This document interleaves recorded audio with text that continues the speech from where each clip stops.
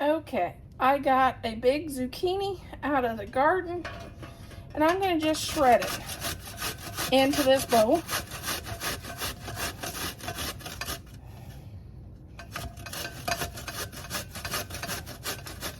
And then I'll be back. These are 1 cup containers. All I'm going to do is take my zucchini and fill the 1 cup container, and I always push it down.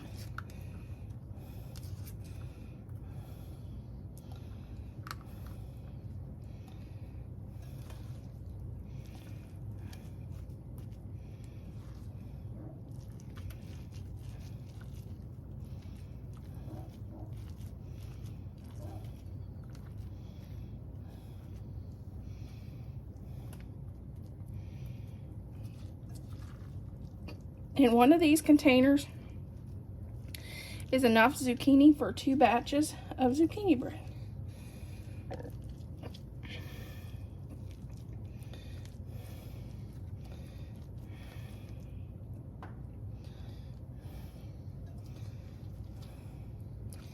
So I'll have to add a little bit more to this one.